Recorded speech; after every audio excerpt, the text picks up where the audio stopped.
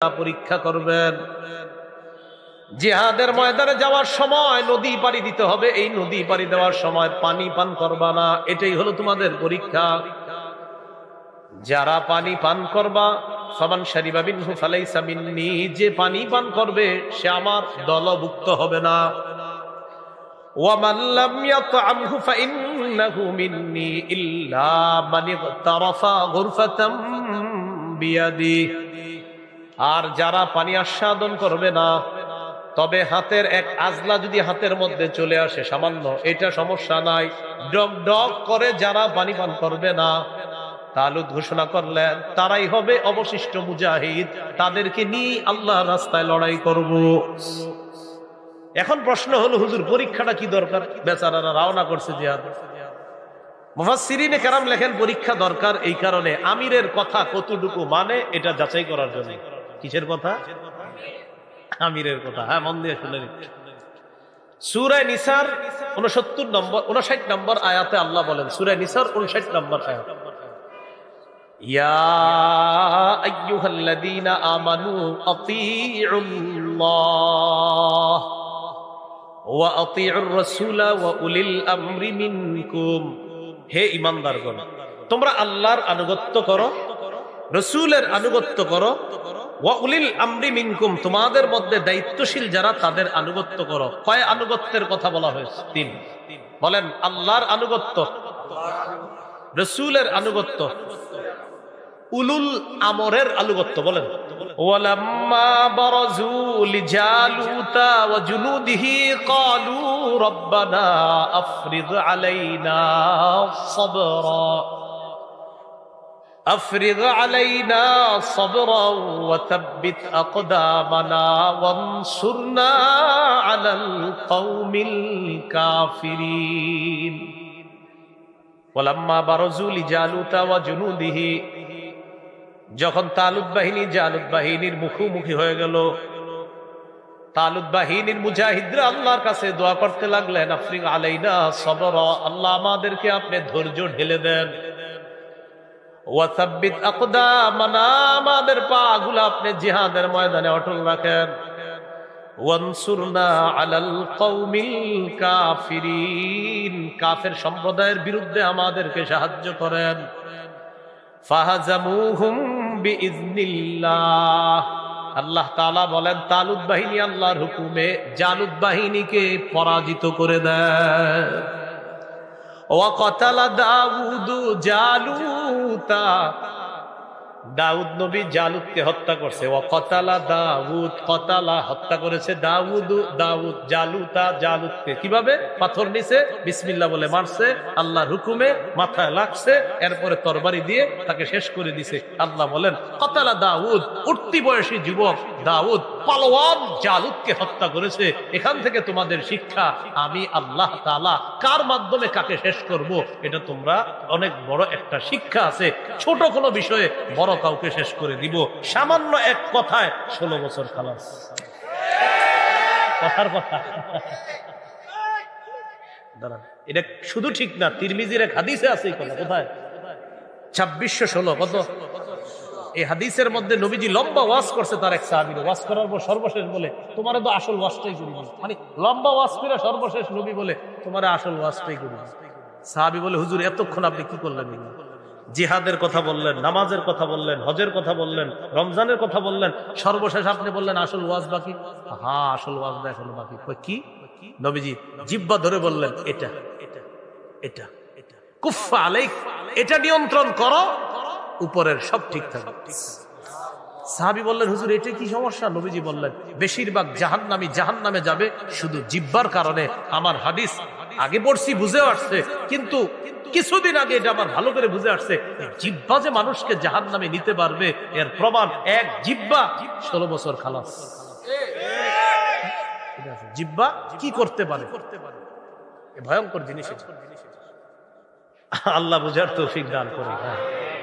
2616 তিরমিজির। হ্যাঁ, তো দাউদ জালুতকে হত্যা করলেন, ওয়া আতাহুল্লাহুল মুলকা ওয়াল হিকমাতা ওয়া আল্লামাহু মিম্মা ইয়াশা। আল্লাহ তাআলা দাউদকে রাজত্ব দিলেন, হিকমত দিলেন, আল্লাহ যা ইচ্ছা তাকে সেই বিদ্যা দান করলেন। সর্বশেষ আল্লাহ তাআলা সুন্দর একটা কথা বলে, অনেকের মাথায় আসবে, হুজুর একদল মানুষ আরেকদল মানুষকে হত্যা করে লাভটা হইল, মাথায় আসতে পারে। মুজাহিদ বাহিনী জালেমদেরকে হত্যা করছে। তা আল্লাহ বলেন, ওয়ালাউলা দাফউল্লাহিন নাসা বা'দাহুম বিবা'দ, একদল ভালো মানুষ দ্বারা আরেক দল খারাপ মানুষকে যদি আল্লাহ প্রতিহত না করতেন, একদল ভালো মানুষ দ্বারা আরেক দল খারাপ মানুষকে যদি আল্লাহ প্রতিহত না করতেন, লাফাসাদাতিল আরদু, জমিনে ফাসাদ সৃষ্টি হতো, এই জমিন নষ্ট হয়ে যেত। একজন মর্দে মুজাহিদ যদি মূর্তির বিরুদ্ধে কথা না বলতেন, তাহলে আমাদের দেশে বড় বড় মূর্তিগুলো থাকতো। সর্বপ্রথম একজন বলছে মাশাআল্লাহ, তিনি মাত্র বলছিলেন একটার কথা। কয়টা? আল্লাহর কি কুদরত, আল্লাহ তাআলা এমন করছে। তিনি মাত্র একটা কথা বলছে বেচারারে, এই কারণে 3 বছর আল্লাহ তাআলা এত কবুল করছে। চারদিকে তাকাইবেন দেখবেন শেষ। ইনশাআল্লাহ আগামীর বাংলাদেশ ইসলামের বাংলাদেশ। না, এই জন্য শর্ত আছে। কি শর্ত? ডেইলি 2 রাকাত অতিরিক্ত নফল নামাজ পড়তে হবে। নফল নামাজ পড়ে আল্লাহর কাছে দোয়া করে বলবেন, আল্লাহ এমন একজন শাসক আমাদের দেশে আপনি পাঠান, যে শাসকের 4টা গুণ হবে: নামাজ কায়েম করা, যাকাত আদায় করা, নেক কাজের আদেশ করা, অসৎ কাজের নিষেধ করা। সূরা হজের 41 নম্বর আয়াতে আল্লাহ বলেছেন, আল্লাযীনা ইম্মাক্কান্নাহুম ফিল আরদ আকামুস সালাহ ওয়া আতাউয যাকাত ওয়া আমারু বিল মা'রুফ ওয়া নাহাউ আনিল মুনকার। আল্লাহ বলেছেন, আমি এই পৃথিবীর যাদেরকে শাসন ক্ষমতা দেই, তাদের মৌলিক কাজ হবে 4টা: নামাজ কায়েম করা, যাকাত প্রতিষ্ঠিত করা, সৎ কাজের আদেশ করা, অসৎ কাজের নিষেধ করা। এমন 4 গুণওয়ালা একজন যেন শাসক আল্লাহ দেয়। আর দোয়া করবেন, আল্লাহ তিনি যেন আমাদের দেশে শরিয়া আইন চালু করে, আর এই শরিয়া আইনের সুফলটা যেন মরার আগে দেখতে পাই। তাবুত, তালুত, জালুত, দাউদ। তাবুত মানে হলো সিন্দুক। তালুত একজন বাদশার নাম, জালুত একজন জালেমের নাম, দাউদ একজন নবীর নাম। তাহলে মুসা, ইউসা, শামুইল 3 জন নবীর নাম বললাম। এরপরে 4টি কথা বললাম: তাবুত, তালুত, জালুত, দাউদ। তাবুত অর্থ হলো সিন্দুক। তাবুত অর্থ কি? সিন্দুক। আলোচনার সার সংক্ষেপ হলো এই: মুসা আলাইহিস সালাতু ওয়াস সালাম তার বাহিনী নিয়ে ফেরাউন বাহিনী থেকে যখন মুক্ত হলেন, আল্লাহ যখন তাদেরকে উদ্ধার করলেন, উদ্ধার করার পর মুসা আলাইহিস সালাতু ওয়াস সালাম লক্ষ্য করলেন ফিলিস্তিন বাইতুল মুকাদ্দাস এক সম্প্রদায়ের দখলে আছে, যে সম্প্রদায়ের নাম হলো আমালিকা। আমালিকা সম্প্রদায়ের দখলে আছে ফিলিস্তিন বাইতুল মুকাদ্দাস। এই ফিলিস্তিনকে মুক্ত করার জন্য, জালেমদের জুলুম থেকে হেফাজত করার জন্য মুসা আলাইহিস সালাতু ওয়াস সালাম বনী ইসরাইল সম্প্রদায়ের সাথে পরামর্শ করে বললেন, তোমরা আমার সাথে চলো, আমি তোমাদেরকে সাথে নিয়ে আমালেকা সম্প্রদায়ের বিরুদ্ধে জিহাদ করে ফিলিস্তিন উদ্ধার করব। মুসা আলাইহিস সালাতু ওয়াস সালামের জাতি জবাব দিলেন, আপনি আর আপনার রব যা যুদ্ধ করেন, আপনি আর আপনার রব আল্লাহ গিয়ে যুদ্ধ করেন। ফাযহাব আনতা ওয়া রাব্বুকা ফাকাতিলা, আপনি আর আপনার রব যান, ফাকাতিলা, আপনারা 2 জনে লড়াই করেন। ইন্না হাহুনা কাঈদুন, আমরা এখানেই বসা থাকি, আমরা আপনার সাথে যাব না। মুসা আলাইহিস সালাতু ওয়াস সালামের জাতিকে আল্লাহ তাআলা আটকায়া দিলেন সিনাই নামক এলাকা। কি এলাকা? কেউ আরো অন্যান্য নাম লেখছে এলাকার, তিহ লেখছে কেউ। সিনাই এলাকায় তাদেরকে এমন ভাবে আটকিয়ে দিলেন, তারা সেখান থেকে আর যেতে পারছে না। মুসা আলাইহিস সালামের ইন্তেকাল সেখানেই হয়েছে, ওই সিনাই এলাকায়। ইন্তেকাল হওয়ার পর মুসা আলাইহিস সালাতু ওয়াস সালামের খাদেম যিনি ছিলেন ইউশা, আল্লাহ তাআলা মুসা নবীর খাদেমকে নবী বানায় দিলেন। ইউসা আলাইহিস সালাতু ওয়াস সালাম নবী হওয়ার পর তিনি একদল মুজাহিদকে বুঝিয়ে শুনিয়ে তাদেরকে নিয়ে আমালেকা সম্প্রদায় যারা ফিলিস্তিন দখল করে আছে তাদের বিরুদ্ধে লড়াই করলেন, জিহাদ করলেন। আল্লাহ তাআলা জিহাদে ইউসা নবীকে বিজয় দান করলেন। ফিলিস্তিন দখল করলেন ইউসা আলাইহিস সালাতু ওয়াস সালাম। ফিলিস্তিন দখল করার পর ইউসা নবীর তত্ত্বাবধানে মানুষগুলা চলে। ইউসা আলাইহিস সালাতু ওয়াস সালাম মানুষকে দিক নির্দেশনা প্রদান করেন। বিভিন্ন এলাকার দায়িত্বশীল যারা বিভিন্ন এলাকায় কাজ করবে, যেমন আপনাদের এখানে লেখা আছে অনেকে কমিশনার বা সামনে পদপ্রার্থী, এরকম কিন্তু এক এক এলাকার দায়িত্বশীল থাকে। ঈসা আলাইহিস সালাতু ওয়াস সালাম কি করলেন, এই জাতীয় আলাদা কোনো কমিশনার, চেয়ারম্যান বা মেম্বার বা এরকম কিছু না বানায় উনি কি করলেন, উনি বিচারক নিয়োগ করলেন। কি নিয়োগ করলেন? বিচারক। মানে গাজীপুরের একজন বিচারক, এই এলাকার একজন বিচারক, এরকম যেই যেই এলাকায় যত সমস্যার সমাধান করবে বিচারক, বাস উনি এরকম অসংখ্য অগণিত বিচারক উনি নিয়োগ দিলেন। ওই যুগকে বলা হয় বিচারকদের যুগ। কি বলা হয়? হ্যাঁ, বিচারকদের যুগ। মানে বিচারক যারা, তারাই দেশ চালায়। ইউসা আলাইহিস সালাতু ওয়াস সালাম ইন্তেকাল করলেন, পৃথিবী থেকে তিনি বিদায় নিলেন। বিচারকরাই দেশ পরিচালনা করতেছে। ফিলিস্তিনের আশেপাশে যারা আছে তারা বিষয়টা মেনে নিতে পারছে না। তাদের বক্তব্য হলো এইভাবে দেশ চলতে পারে না। তারা হঠাৎ হঠাৎ ফিলিস্তিনের উপর অতর্কিত হামলা চালায়।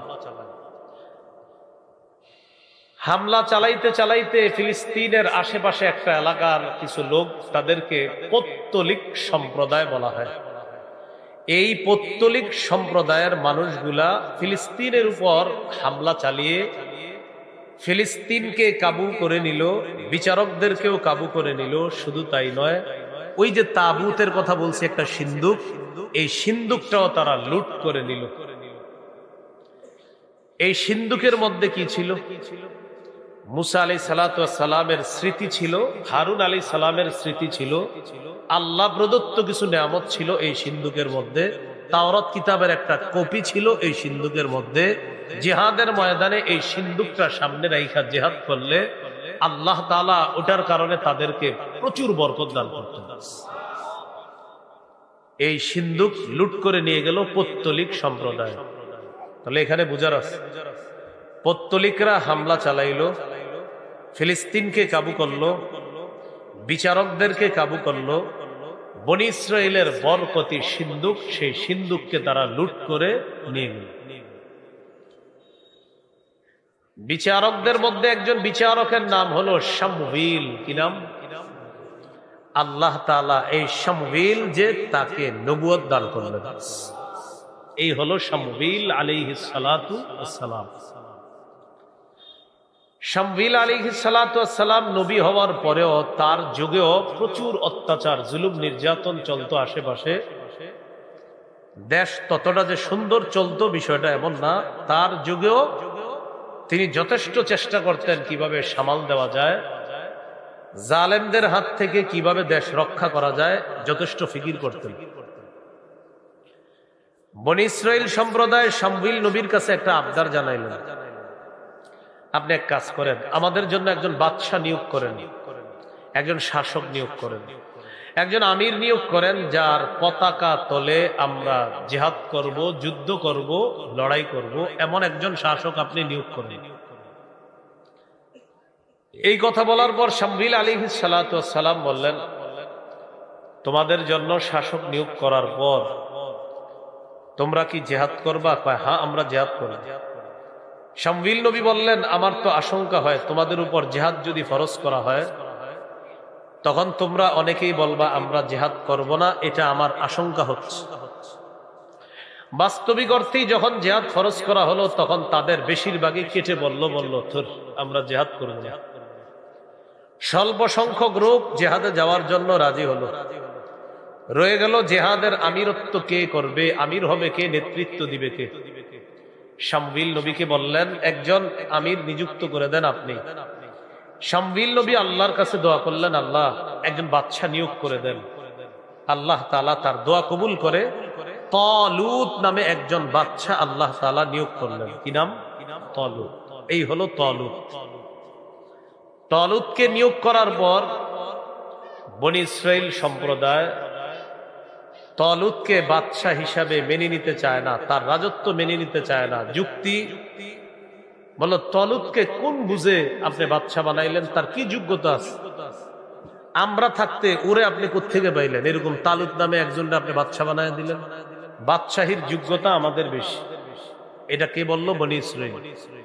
সাথে সাথে তারা যুক্তি দিল, তালুতের তো তেমন টাকা পয়সা নাই, টাকা পয়সা ছাড়া সে আবার বাদশা হয় কিভাবে? তার মানে তাদের যুক্তি, টাকা পয়সা হলে নেতৃত্বে আসা যায়, ক্ষমতায় আসা যায়, যেটা আমাদের বর্তমান সমাজেরও একটা যুক্তি।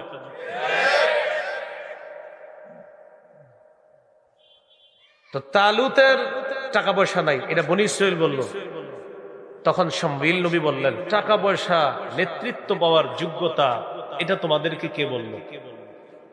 তালুতের মধ্যে দুটি যোগ্যতা আছে, যে যোগ্যতার কারণে আল্লাহ তাকে তোমাদের বাদশা বানাইছে।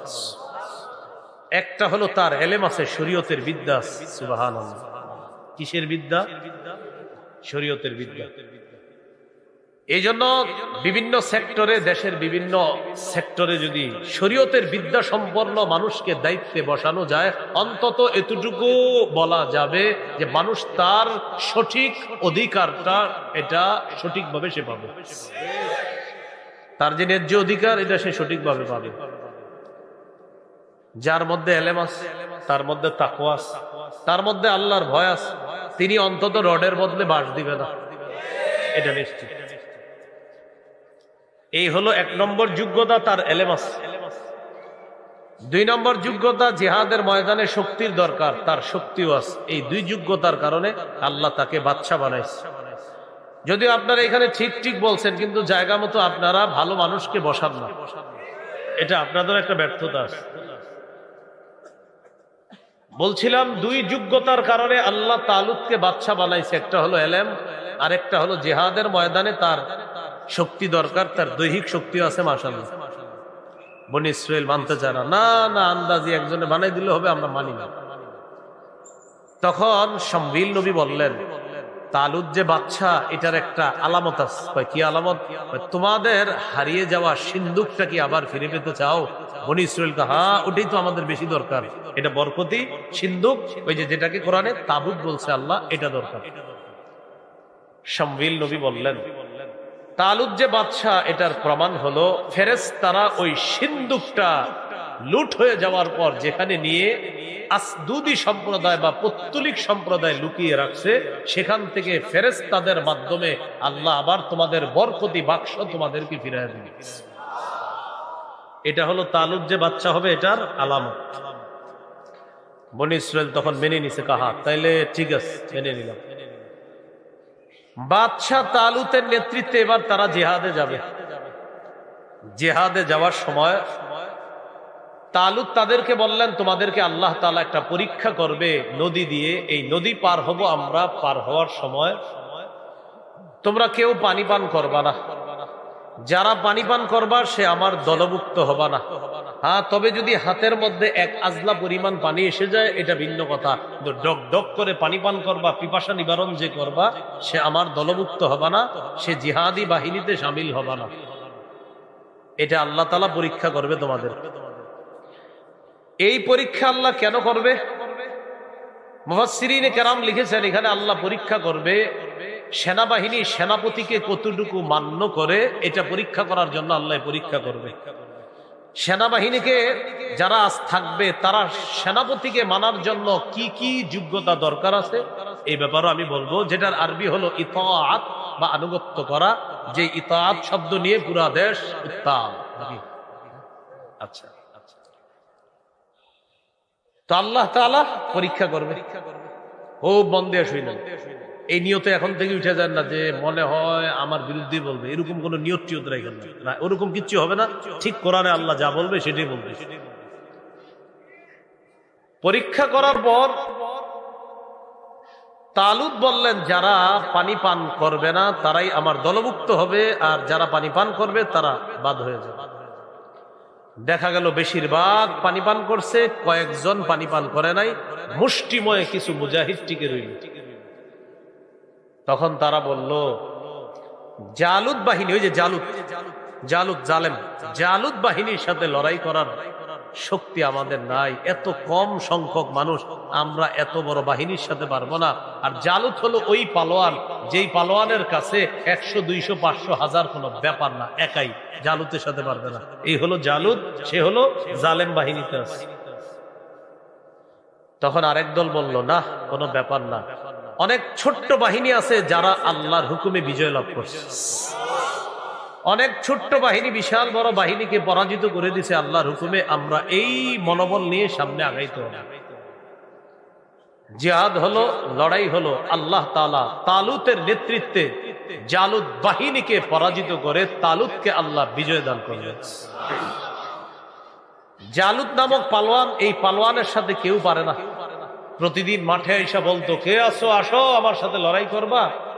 এই জালুতকে লড়াই করার জন্য তালুত বাহিনীর কেউ সামনে যায় না। তখন হযরত দাউদ আলাইহিস সালাতু ওয়াস সালাম, ছোট্ট একজন মানুষ, উঠতি বয়সী একজন যুবক, এই উঠতি বয়সী যুবক দাউদ আলাইহিস সালাতু ওয়াস সালাম জালুত নামক বড় বীর বাহাদুরকে দুনিয়া থেকে বিদায় করছে। কিভাবে বিদায় করলো আমরা ইনশাআল্লাহ আলোচনায় শুনবো। এতটুকু বুঝছেন নি সবাই? তাহলে মুসা নবী, ইউশা নবী, শামউইল নবী, প্রথম 3 নবী গেল।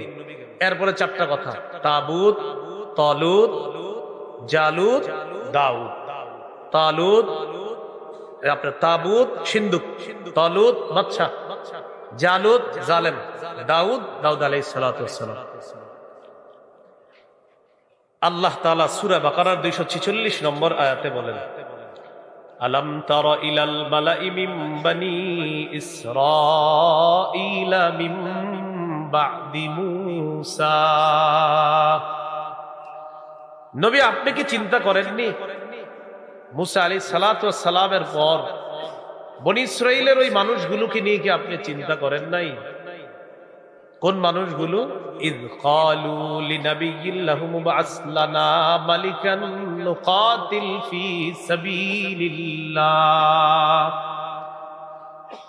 যারা তাদের নবী শামউইল আলাইহিস সালাতু ওয়াস সালামকে বললেন, ও শামউইল। শামউইল নবী হইছে কিভাবে?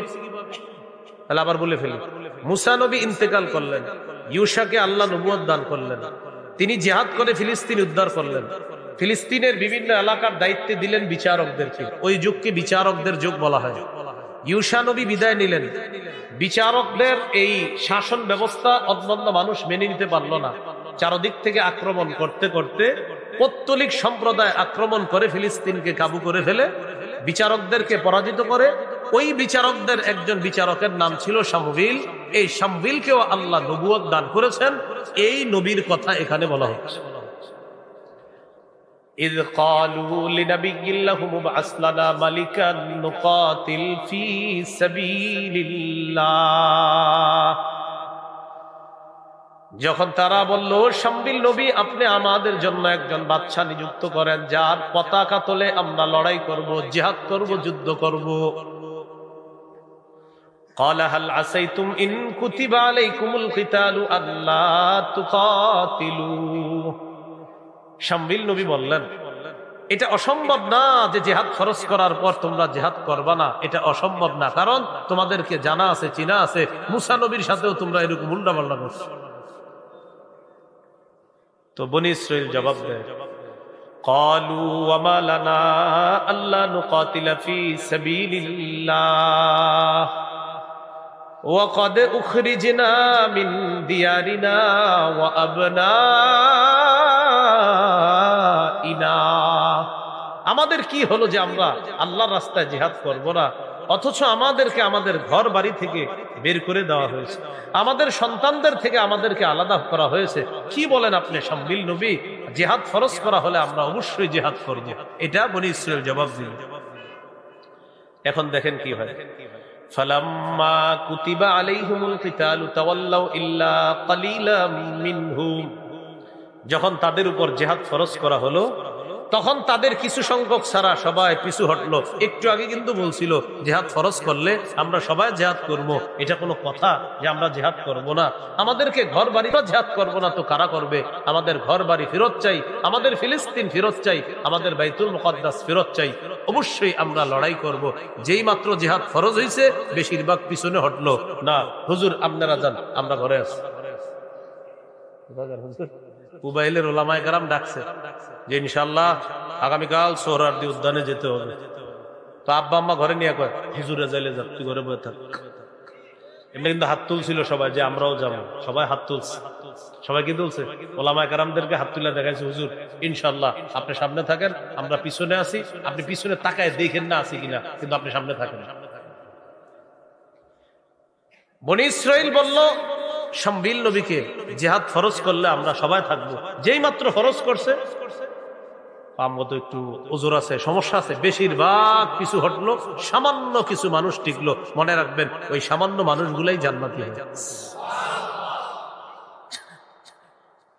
তো আল্লাহ তাআলা বলেন আল্লাহু আলিমুম বিজ-জালিমিন, জালেমদের ব্যাপারে আল্লাহ সম্যক অবগত, সবচেয়ে বেশি জানেন আল্লাহ। জিহাদ ফরজ হওয়ার আগে যারা বলছে জিহাদ ফরজ হইলে আমরা জিহাদ করব, যেই মাত্র ফরজ হলো যারা ভেগে গেল আল্লাহর ভাষায় তারা জালেম। তারা কি জালেম? এখন এখানে কথা হলো আপনাদের জিহাদের নিয়ত আসেনি সবার? জিহাদের নিয়ত না থেকে যদি কেউ মারা যান মুনাফিকি মৃত্যু হবে।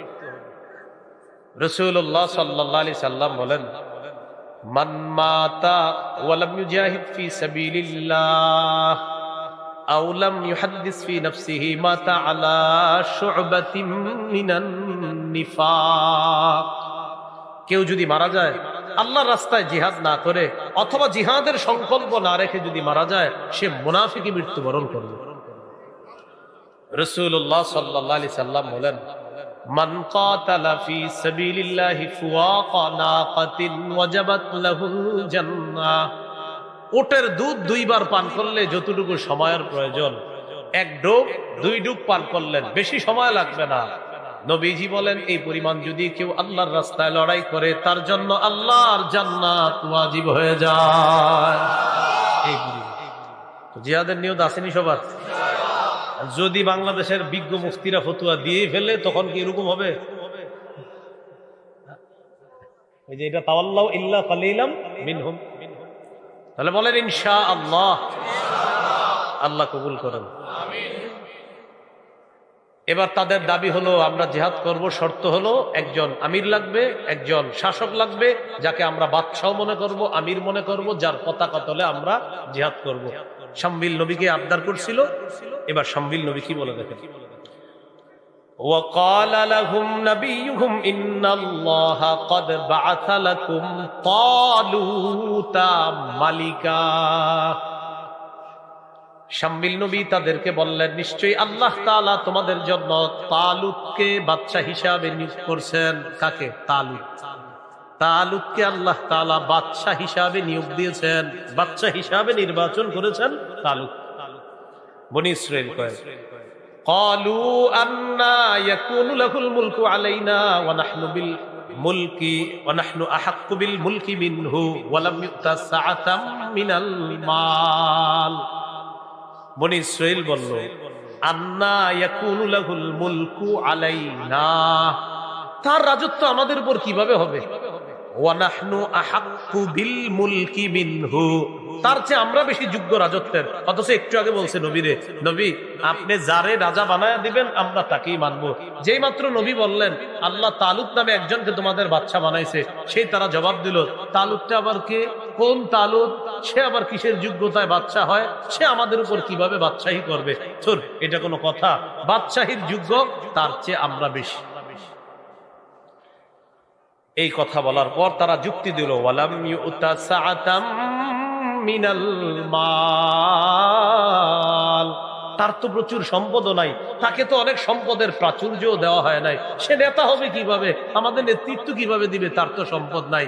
তাহলে বনী ইসরাইলরা নেতৃত্বের মাপকাঠি বানাইলো সম্পদ হওয়াকে, অনেক টাকা পয়সা হওয়াকে। ঠিক না? মাশাআল্লাহ, একজন ওই পাশ থেকে বলছে আমরাও এটা বানাইছি। এই জন্য কি করবেন, যিনি নেতৃত্ব দিতে চায় তিনিও চিন্তা করে কত টাকা খরচ করা যায়, কারণ আপনারাও অপেক্ষায় থাকেন অমুকের কাছে খামু 500, অমুকের 1000, অমুকের 2000, এরকম কিছু উল্টাপাল্টা মানুষের ওনারা বা কি করবে? যারা দেয় তারা তো এই জন্য দেয় কারণ আপনাদের মাঝে একদল থাকে এইভাবে চা স্টলে বৈশা থাকে নির্বাচনের আগে এই নিয়তে প্রত্যেকে আসবে সবার থেকে খামো, যারটা বেশি হবে এরই ভোট দিবেন। এই তো সমস্যা আমাদেরও তো আছে, যিনি প্রতিনিধি হবে তার চেয়ে বেশি আমাদের সমস্যা, আমরাও চাই তিনি আমাদের পিছিয়ে বেশি খরচ করুক না। আপনার তো উচিত ছিল একজন যোগ্য মানুষকে নেতৃত্বে বসানো, কেন টাকা পয়সার সম্পর্কটা কেন হলো? তো বলতেছে ওয়ালাম ইউতা সাআতাম মিনাল মাল, বনী ইসরাইল বলে আরে কারে তুমি শাসক বানায় দিলা, বাদশা বানায় দিলা, নেতা বানায় দিলা, ওর তো টাকা পয়সা নেই। শামউইল নবী জবাব দিলেন ক্বালা ইন্নাল্লাহা আসতাফাহু আলাইকুম, নিশ্চয়ই আল্লাহ তালুতকে তোমাদের উপর নির্বাচন করেছেন, ওয়াজাদাহু বাসতান ফিল ইলমি ওয়াল জিসম, আল্লাহ তাআলা তাকে এলেমে এবং শরীরে তোমাদের চেয়ে অনেক বেশি দান করছেন, প্রচুর এলেম দান করছেন, আর হলো তার দৈহিক শক্তি আল্লাহ তাকে দান করেছেন। প্রথমটা হলো প্রচুর এলেম আল্লাহ তাআলা তাকে দান করেছেন। এই জন্য প্রিয় মুসলমান ভাইয়ারা, এখনো আল্লাহওয়ালা যার কলবের মধ্যে এলেম আছে, যার কলবে আল্লাহর ভয় আছে, এই জাতীয় মানুষগুলাকে উচিত আমাদের তাদেরকে বের করে তাদের হাতে আমাদের দায়িত্বটা দিয়ে অন্তত যেন আমরা আমাদের আমানত গুলা সঠিক ভাবে পাই, গরিব যেন তার সঠিক আমানতটা তার হাতে পায়। কোরআনের এলেম যার মধ্যে থাকবে, হাদিসের এলেম যার মধ্যে থাকবে, ও কখনো উল্টাপাল্টা করবে না, এটা আমরা বিশ্বাস করি ইনশাআল্লাহ। এই কথা বলার পর তিনি বললেন দেখো এইগুলা বইলা লাভ নাই, ওয়াল্লাহু ইউতি মুলকাহু মাইয়াশা, আল্লাহ যাকে ইচ্ছা তাকে রাজত্ব দান করেন, তার টাকা পয়সা নাই তো কি হয়েছে, আল্লাহ চেয়েছে তাকে রাজত্ব দান করেছেন, এই যুক্তি তোমরা আর দিও না। ওয়াল্লাহু ওয়াসিউন আলিম, আল্লাহ প্রচুর দান করেন, আল্লাহ প্রশস্ত দাতা, আল্লাহ প্রাচুর্যের অধিকারী, আলিম আল্লাহ সর্বজ্ঞানী। এখন বনী ইসরাইল বলতেছে আচ্ছা ঠিক আছে বুঝলাম সব, তালুতরে আমরা মেনে নিতে পারতেছি না, আমাদের আসলে মন চাইতেছে না, এরপরেও আর কোন দলিল আছে আপনার কাছে যে তালুত যে বাদশা হবে আমাদের? এই কথা বলার পর শামউইল নবী বললেন হ্যাঁ একটা দলিল আছে, যে দলিলটা তোমরাও খুব খুশি হবা। কয় কি দলিল? وقال لهم نبيهم إن آية ملكه أن يأتيكم التابوت فيه سكينة من ربكم وبقية مما ترك آل موسى وآل هارون تحمله الملائكة। তালুত বাদশাহ, এই বাদশাহীর আলামত হলো তোমাদের কাছে তোমাদের সিন্দুক ফিরে আসবে, তোমাদের তাবুত, তাবুত মানে সিন্দুক, তোমাদের ওই সিন্দুক ফিরে আসবে, ফিহি সাকিনাতুম মির রাব্বিকুম, যেই সিন্দুকের মধ্যে তোমাদের রবের পক্ষ থেকে সাকিনা আছে, প্রশান্তি আছে, নিয়ামত আছে, তাওরাত আছে, ওয়া বাকিয়াতুম মিম্মা তারাকা আলু মুসা ওয়া আলু হারুন, যেই সিন্ধুকের মধ্যে মুসা নবীর রেখে যাওয়া অনেক স্মৃতি আছে, হারুন নবীর অনেক স্মৃতি আছে। তাহমিলুহুল মালাইকা, টেনশন করো না, ফেরেশতারা বহন করে সিন্ধুক তোমাদের কাছে দিয়ে যাবে। ইন্না ফি যালিকা লাআয়াতাল লাকুম ইন কুনতুম মুমিনিন, যদি তোমরা মুমিন হও এটার মধ্যে তোমাদের জন্য নিদর্শন রয়েছে। আল্লাহর কুদরতে সিন্ধুক যারা লুট করেছিল ওই সম্প্রদায় পত্তলিকদের মধ্যে একটা গোষ্ঠীর নাম ছিল আসদুদি। কি নাম? এই আসদুদি সম্প্রদায় ওই সিন্ধুকটা লুট করে এক জায়গায় লুকিয়ে রাখছিল। ফেরেশতারা সেখান থেকে আইনা সিন্ধুক বা তাবুত বা মুসা নবীর স্মৃতি বিজড়িত ওই বরকতগুলা, আল্লাহর বরকত সমৃদ্ধ ওই বাক্সটা বনী ইসরাইলের কাছে ফেরেশতারা আবার ফেরত দিয়ে গেছে, যেটা তারা সামনে রেখা জিহাদ করে বরকত মনে করে। তাহলে এখন কি হয়ে গেল? আপনার নেতা পেয়ে গেল, বরকতি সিন্ধুক পেয়ে গেল, রয়ে গেল জিহাদ। নেতা পাইলো তালুতকে, সিন্ধুক পাইলো তাবুতকে। নেতা তালুত, সিন্ধুক তাবুত। তাহলে নেতৃত্ব দিবে কে বলেন তো? তালুত। আর যেটা সামনে রাখবে বরকত, এটার নাম কি? তাবুত। একটু বলেন না মুখ দিয়া, তাবুত বলেন, তাবুত। বাচ্চার নাম লুত, মাশাআল্লাহ। বাচ্চার নাম আর সিন্ধুকের নাম, শুধু বা আর লামের পার্থক্য, আর হলো ত আর তায়ের পার্থক্য। তলুত তাবুত, এই আর কি। হ্যাঁ, তাহলে দুইটা জিনিস হলো, নেতৃত্ব হয়ে গেল, সিন্ধুক হয়ে গেল। এবার পালা জিহাদে ময়দানে যাবার। জিহাদের ময়দানে রওনা করছে সৈন্যদেরকে নিয়ে তালুত। আল্লাহ তাআলা বলেন, ফালাম্মা ফাসালা তালুতু বিল জুনুদি ক্বালা ইন্নাল্লাহা মুবতালিকুম বিনাহার।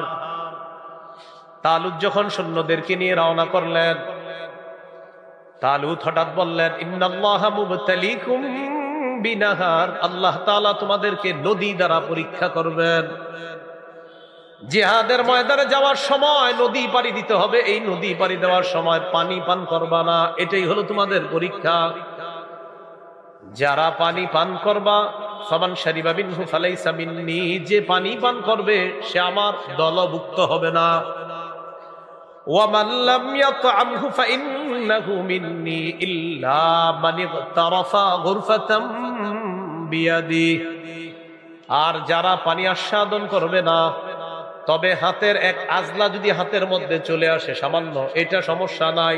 ডগ ডগ করে যারা পানি পান করবে না, তালুত ঘোষণা করলেন তারাই হবে অবশিষ্ট মুজাহিদ, তাদেরকে নিয়ে আল্লাহর রাস্তায় লড়াই করব। এখন প্রশ্ন হলো, হুজুর পরীক্ষাটা কি দরকার? বেচারারা রওনা করছে জিহাদ। মুফাসসিরিনে কেরাম লেখেন পরীক্ষা দরকার এই কারণে, আমিরের কথা কতটুকু মানে এটা যাচাই করার জন্য। কিসের কথা? আমিরের কথা। হ্যাঁ, মন দিয়ে শুনে নিন। সূরা নিসার 59 নম্বর আয়াতে আল্লাহ বলেন, সূরা নিসার 59 নম্বর আয়াত, ইয়া আইয়ুহাল্লাযীনা আমানু আতিউল্লাহ ওয়া আতিউর রাসূলা ওয়া উলিল আমরি মিনকুম। হে ঈমানদারগণ, তোমরা আল্লাহর আনুগত্য করো, রাসূলের আনুগত্য করো, ওয়া উলিল আমরি মিনকুম, তোমাদের মধ্যে দায়িত্বশীল যারা তাদের আনুগত্য করো। কয় আনুগত্যের কথা বলা হয়েছে? 3। বলেন, আল্লাহর আনুগত্য, রাসূলের আনুগত্য, উলুল আমরের আনুগত্য। বলেন, আবার আল্লাহর আনুগত্য, রাসূলের আনুগত্য, উলুল আমরের আনুগত্য। বলেন, আল্লাহর আনুগত্য, রাসূলের আনুগত্য, এই 2 আনুগত্য নিঃশর্ত ভাবে করতে হবে। তবে বলেন, তবে উলুল আমর, তার আনুগত্য নিঃশর্ত ভাবে করা যাবে না, সেখানে শর্ত লাগবে। বুঝে থাকলে বলেন তো, কয়জনের আনুগত্যে কোনো শর্ত লাগবে না? কার কার? আল্লাহ, রাসূল। এবার ইতাআত বলেন, বলেন আল্লাহর ইতাআতে, নবীর ইতাআতে শর্তের প্রয়োজন নাই। উলুল আমরের ইতাআতে শর্ত লাগবে।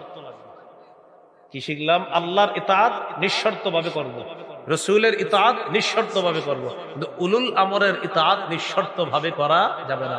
তাহলে মাথায় প্রশ্ন আসতেছে আপনাদের, হুজুর তাহলে শর্তগুলো কি? আসেনি? আচ্ছা আচ্ছা। উলুল আমর বলা হয় দায়িত্বশীল যিনি হবেন, তিনি শাসক হতে পারে, রাষ্ট্রীয় নেতা হতে পারে, তিনি এই মাদ্রাসার দায়িত্বশীল বড় কেউ হতে পারে। যে কোনো কাজের আঞ্জাম দেওয়ার জন্য দায়িত্বশীলকেও উলুল আমর বলা হয়, দেশের শাসককেও উলুল আমর বলা হবে, বড় কোনো জামাতের যিনি নেতৃত্ব দিবে তাকেও উলুল আমর বলা হবে। এখন এই বড় জামাতের আমির যিনি হবেন, তার উলুল আমরি বা তিনি যে আমির হবেন, আমির হওয়ার পর তার ইতাআত বা তার আনুগত্য করা যাবে কিনা? আমাদের কথা হলো তার আনুগত্য করা যাবে, তবে শর্ত সহ। কি সহ? হ্যাঁ, এবার আমার সাথে বলেন, আল্লাহ এবং রাসূল ছাড়া অন্য যে কোনো কারো আনুগত্য করতে গেলে মৌলিকভাবে 3টি নীতিমালা জানতে হবে। বুঝে থাকলে বলেন তো, আল্লাহর আনুগত্যে শর্ত আছে, নবীর আনুগত্যে শর্ত আছে, আল্লাহ নবী ছাড়া অন্যের আনুগত্যে মৌলিক কয়টি নীতিমালা লাগবে? 3টি নীতিমালা লাগবে। বলেন, 1, দায়িত্বশীল ব্যক্তি যতক্ষণ নাফরমানির হুকুম না দিবে ততক্ষণ তার আনুগত্য করা যাবে। কোন নাফরমানির কথা না বললে তার আনুগত্য করা যাবে, এটা প্রথম নীতিমালা। নীতিমালা নাম্বার 2, তাহলে 1 নাম্বার নীতিমালা হলো আল্লাহ আল্লাহ রসুল ছাড়া যার আনুগত্য করব আমরা, এই আনুগত্য যার করব সে কোনো নাফরমানির হুকুম যতক্ষণ না দিবে তার ইতাআত করব, তার আনুগত্য করব, প্রথম নীতিমালা। দ্বিতীয় নীতিমালা হলো যিনি আমাদের দায়িত্বশীল হবেন তার যোগ্যতা হবে দিনদারিতা, আমানতদারিতা, আল্লাহ ভীরুতা, বংশীয় কোনো যোগ্যতা হবে না। হইলে ভালো, বংশীয় যোগ্যতা হইলে ভালো, কিন্তু বংশীয় যোগ্যতা শর্ত না। শর্ত হলো আল্লাহ ভীরুতা, দিনদারিতা, আমানতদারিতা, এটা দ্বিতীয় নীতিমালা। তিনি দেখতে যদি কালো হয়, তিনি যদি গোলামও হয়, তাহলেও তার আনুগত্য করতে হবে, কারণ তিনি আল্লাহকে ভয় করে, তিনি দিনদার। এটা দ্বিতীয় নীতিমালা। নীতিমালা নাম্বার 3, বলেন কারো অন্ধ অনুকরণ করা যাবে না। এই 3 নীতিমালা মুখস্থ রাখতে হবে। আল্লাহ আল্লাহ নবী ছাড়া আমরা যার আনুগত্য করব, নাম্বার 1 গুনাহের হুকুম না দিলে তার আনুগত্য করব। 2 নাম্বার যার আনুগত্য করব তার মাঝে দিনদারিতা থাকতে হবে 100-এ 100। তার বংশীয় পরিচয় ভালো হলে ভালো, আলহামদুলিল্লাহ, সমস্যা নাই, কিন্তু দিনদারিতা তার থাকতেই হবে। 3 নাম্বার অন্ধ অনুকরণ কারোই করা যাবে না, একমাত্র নিঃশর্ত অনুকরণ করা যায় আল্লাহ আর তার রাসূল। কয়টা নীতিমালা? খুব মন দিয়ে শুনবেন। প্রথম নীতিমালা, কিসের হুকুম না দেওয়া পর্যন্ত আমরা আনুগত্য করব? গুনাহের। এই ব্যাপারে 2টা দৃষ্টান্ত নেন। দৃষ্টান্ত নাম্বার 1, সহিহ বুখারীর বর্ণনা 7144 নম্বর হাদিস। এই হাদিসের বর্ণনাকারী আব্দুল্লাহ ইবনে মাসউদ রাদিয়াল্লাহু তাআলা তিনি বলেন, عن عبد الله بن مسعود رضي الله تعالى عنه عن النبي صلى الله عليه وسلم قال السمع والطاعة على المرء المسلم فيما أحب وكره ما لم يؤمر بمعصية।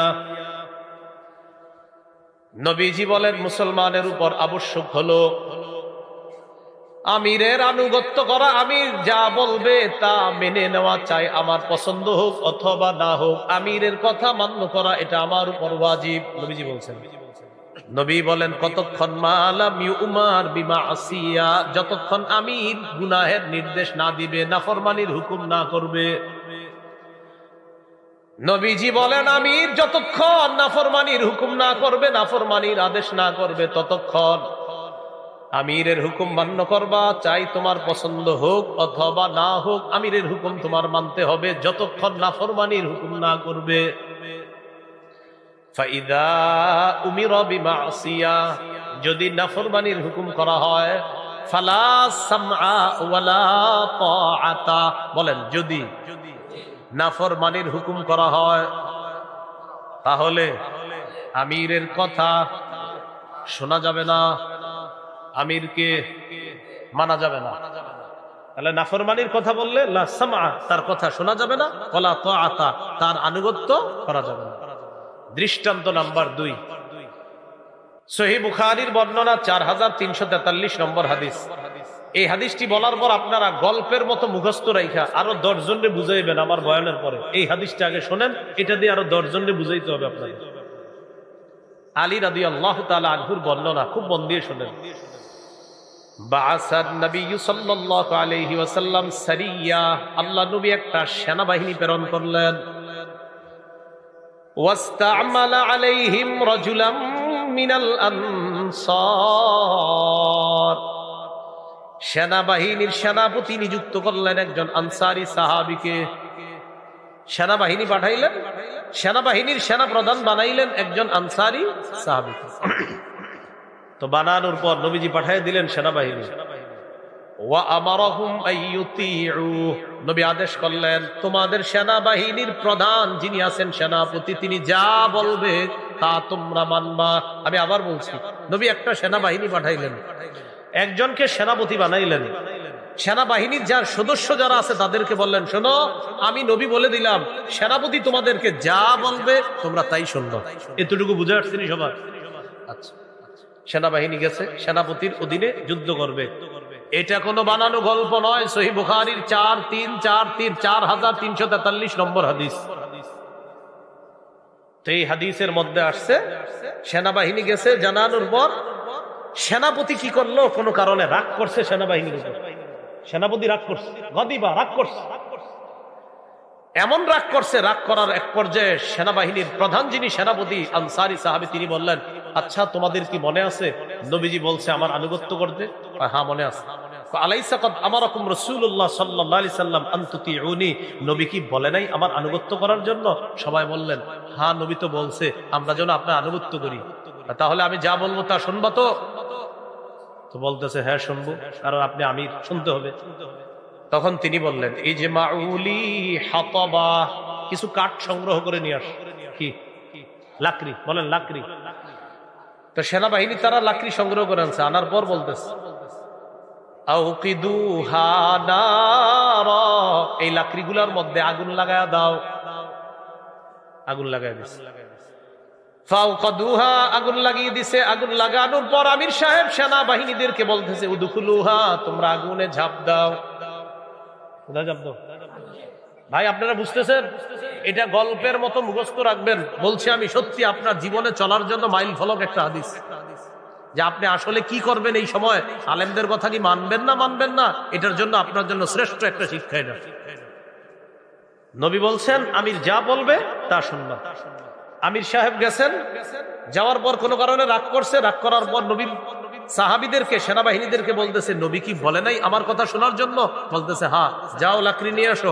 আনছে, আনার পর কয় আগুন জ্বালাও। জ্বালিয়েছে, জ্বালার পর বলতেছে উদখুলুহা, আমি হুকুম করলাম সবাই আগুনে ঝাঁপ দাও।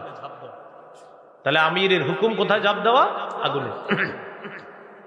এই কথা বলার পর ফাহাম্মু, সাহাবায়ে কেরাম রেডি হয়ে গেছে, সেনাবাহিনীর সবাই রেডি হয়েছে, ঝাঁপ দিবে আগুনে। হাম্মু, সবার পুরা মানসিক প্রস্তুতি যে আমরা মানতে হবে তার কথা। যখন ঝাঁপ দিবে, ঝাঁপ দেওয়ার সময় দেখেন আমার দিন ফাজাআলা ইউমসিকু বাদুহুম বাদ, একজন আরেকজন এভাবে ধরে আর বলে ঘটনা কি, আসলে ঝাঁপ দিব? একজন আরেকজন বলে আসলে কি আগুনে ঝাঁপ দিব আমরা? একজন আরেকজনকে বলতেছে ফারারনা মিনান নারি ইলা রাসূলিল্লাহ, আরে জাহান্নামের আগুন থেকে বাঁচার জন্যই তো নবীর কাছে আসলাম, ইসলাম গ্রহণ করলাম। সেই নবীর কাছে আইসা নবী কি কখনো আমিরের হুকুম মানামানি আমগরে আগুনে ঝাঁপ দিতে বলবে? এটা তো আমার বিশ্বাস হচ্ছে না। একজন আরেকজনকে বলতেছে আগুন থেকে বাঁচার জন্য যেই নবীর কাছে আসলাম, সেই নবী আমিরের কথা মানতে গিয়ে আগুনে ঝাঁপ দেওয়ার পক্ষে থাকবে, এটা আমার মনে হচ্ছে না। একজন আরেকজনে বলতেছে না না, নবী মনে হয় আমিরের হুকুম মানামানি কি আগুনেও ঝাঁপ দিব, এটা মনে হয় নবী বলতে পারে না, কারণ আর আমরা তো আগুন থেকে বাঁচার জন্য আসছি, এই আগুনে আবার কেন ঝাঁপ দিব? এইগুলা আপোষের মধ্যে বলা বলি করতেছে। হাত্তা খমাদাতিন নার, ইতিমধ্যে এইগুলা বলতে বলতে আগুন নিভে গেছে, আগুনটা নিভে গেছে। ওয়াসাকানা গদবুহু, আমির সাহেবের রাগও কমে গেছে। নেতা যিনি, তার রাগ, সেনাপতির রাগ কমে গেছে। রাগ কমে যাওয়ার পর যাই হোক আর আগুনে ঢুকা লাগলো না। ফাবালাগান নবী সাল্লাল্লাহু আলাইহি সাল্লাম, ঘটনাটা নবীজির কাছে গেছে। হুজুর এমন এমন একটা ঘটনা, যাই হোক সাহাবায়ে কেরাম কোনো কারণে আপোষের মধ্যে কথা বলতে বলতে আগুনে ঝাঁপ দিবে কি দিবে না এই সিদ্ধান্ত নিতে নিতে আগুন নিভে গেছে। হুজুর এবার বলেন তো আসলে কি আগুনে ঝাঁপ দেওয়া উচিত ছিল আমিরের কথা মাই না? নবীজি বললেন যদি তোমরা আগুনে ঝাঁপ দিতা, কিয়ামত পর্যন্ত সে আগুন থেকে আর বের হতে পারত না। কি বুঝলেন? নবীজি বললেন তারা যদি আগুনে ঝাঁপ দিত, মা খারাজু মিনহা ইলা ইয়াউমিল কিয়ামা, কিয়ামত পর্যন্ত আর বের হতে পারত না। নবী এবার বলে দিলেন শোনো, আমি আমিরের হুকুম মানতে বলার অর্থ এই না সে নাফরমানির কথা বললেও তুমি তার কথা শুনবা, বিষয়টা এমন না। লা তাআতা লি মাখলুকিন ফি মাসিয়াতিল্লাহি আযজা ওয়া জাল, আল্লাহর নাফরমানি করে এমন কোন হুকুম যদি আমির দেয় সেখানে তোমরা আনুগত্য করবা না। শোনো আমি নবী বলে দিলাম আত-তাআতু ফিল মারুফ, আমিরের আনুগত্য হবে শুধু ন্যায়সঙ্গত কাজে। এমন কাজে আমিরের আনুগত্য করা যাবে না যে আমিন কোরআন হাদিসের বিরুদ্ধে যা মন চায় বলবে আর আপনি বলবেন আমি তার কথা মেনে নিলাম। সারা দুনিয়ার আলেম বলতেছে না এটা সঠিক না, এরপরেও যদি আপনার মনে হয় না আমার আমিরেরটাই সঠিক, আল্লাহর কসম আপনি ভুল পথে আছেন, ভুল পথে আছেন। আপনার হাতে পায়ে ধরে বলছি আপনি ফিরে আসেন, আপনি ফিরে আসেন। আমি তো বললাম ওই যে ওই মহব্বতে নবী আপনারে আগুন থেকে বাঁচানোর চেষ্টা, নবীজি চেষ্টা করতে আসছে। নবী, নবীর ওয়ারিস উলামায়ে কেরাম আপনাদেরকে মহব্বত করে আগুন থেকে বাঁচাইতে চায়, তাই কোনো গুমরাহির পথে আপনারা থাকবেন না। আল্লাহ আমাদেরকে বোঝার তৌফিক দান করুন। এই হলো আমির আনুগত্যের প্রথম নীতিমালা। নাফরমানির হুকুম না করা পর্যন্ত আমিরের কথা মানা যাবে। এই হাদিসটা গল্পের মতো করে আরো কয়েকজনে বলতে পারবেন না ইনশাআল্লাহ? বলার পর বলবেন ভাই দলিল সাধারণ কিতাব না, কোরআনের পরে সবচেয়ে বিশুদ্ধ কিতাব বুখারী 4343। মাশাআল্লাহ মাশাআল্লাহ, ঠিক আছে ঠিক আছে। এবার আসেন 43, 4343, 4343। আপনি আরো সুন্দর বলছেন। হ্যাঁ, নীতিমালা নাম্বার 2, যদি কোনো কালো গোলামও আমাদের আমির হয়ে যায় আর তার মধ্যে যদি দিনদারিতা থাকে, তাকওয়া থাকে, আল্লাহ বিরুতা পরহেজগারিতা থাকে, তার অনুসরণ করতে হবে। সুবহানাল্লাহ। সহিহ মুসলিমের হাদিস 1838 নম্বর হাদিস। ইয়াহইয়া ইবনে হুসাইন বলেন সামিআতু জাদ্দাতি, আমি আমার দাদিকে বলতে শুনছি। আমার দাদি, তিনি বলেন আমার দাদিকে আমি বলতে শুনছি। আন্নাহা তুহাদ্দিসু, আমার দাদি হাদিস বর্ণনা করেছে।